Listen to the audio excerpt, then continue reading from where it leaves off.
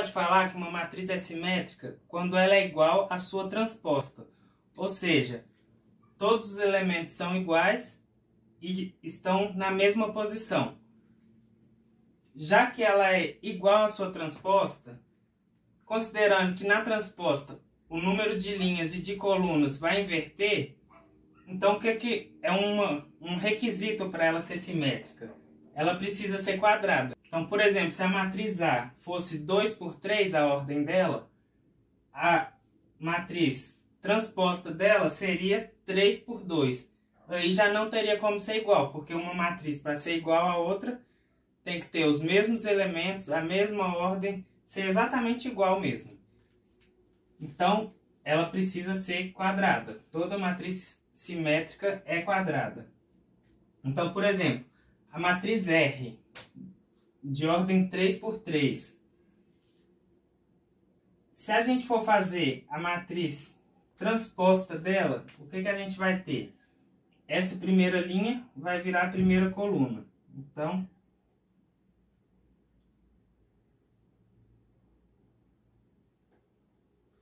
a segunda linha vira a segunda coluna.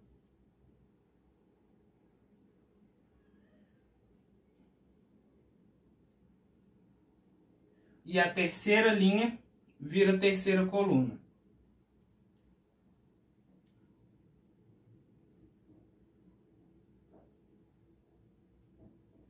Então, o que a gente pode perceber?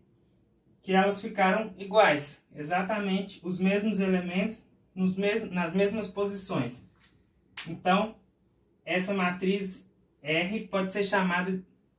Então, essa matriz R eu posso falar que ela é uma matriz simétrica. Vamos para outro exemplo. A matriz Q, ela tem ordem 4 por 4. Ou é uma matriz quadrada de ordem 4. Eu posso falar assim. Então, para mim fazer a matriz transposta dela. Agora eu vou fazer o contrário. Em vez de fazer transformando uma linha em coluna, eu vou fazer transformando cada coluna em linha, só para exemplificar mesmo. Então, por exemplo, transformando a primeira coluna em primeira linha. Então, o primeiro termo fica aqui. O segundo, aqui. Terceiro e quarto. Agora, a segunda coluna transforma em segunda linha.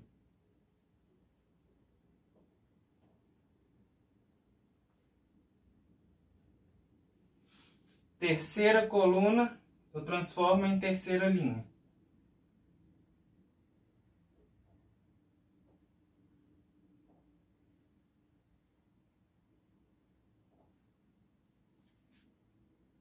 Quarta coluna transforma em quarta linha.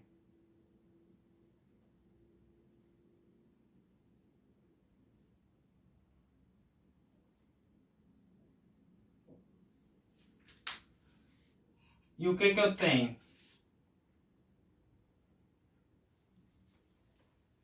E o que eu tenho aqui? Que a matriz transposta de Q é igual à matriz Q. Então, a matriz Q é uma matriz simétrica. Uma dica para a gente lembrar é que se a gente for observar em relação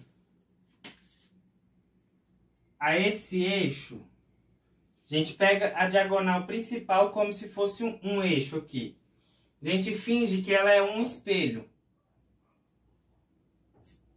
Vamos supor que esse fosse o lado real. Na hora que eu olho aqui no espelho, o que eu estou vendo do outro lado? O 2 vê o 2, raiz de 3 vê raiz de 3, 1 vê o 1. E aqui vai ser da mesma forma, né? Já que é igual. Fica espelhado. Então, a matriz simétrica a gente pode, para ficar mais fácil da gente perceber que ela é simétrica, para não precisar, assim, para conferir a gente faz a transposta. Mas para a gente já olhar assim e pensar, essa matriz parece ser uma matriz simétrica. Então, o que a gente faz? A gente usa o eixo da diagonal principal como um espelho. Se for espelhado em relação à diagonal principal, igual nesse caso aqui só tinha um termo de cada lado. Aqui, por exemplo, tem 4 e o raiz de 7. Então fica um espelho exatamente igual. Então, por exemplo, supondo que o 4 aqui eu fosse representar com laranjado e o raiz de 7 eu fosse representar com roxo. Só para exemplificar, vamos supor que esse espelho representa a diagonal principal. Esses X que estão marcados aqui são os números da diagonal principal. E aqui eu tenho o 4, esse 4 aqui, e o roxo é essa raiz de 7 aqui. Então, eles estão como? O 4 está próximo da diagonal. E como que a gente vai enxergar ele espelhado? Tem raiz de 7, 4, o número da diagonal, repete o 4 dentro do espelho e repete raiz de 7 dentro do espelho. Então aqui acontece da mesma forma. Eu tenho o espelho, o 4 está mais perto do espelho, ele vai repetir dos dois lados. Raiz de 7 está mais longe do espelho, vai repetir mais longe também. E aqui o 7, 7, menos 1, menos 1.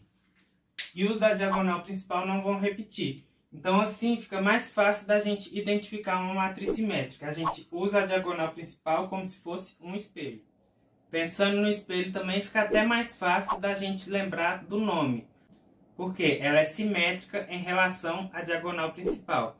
Ou seja, a diagonal principal divide ela em 2 pedaços espelhados.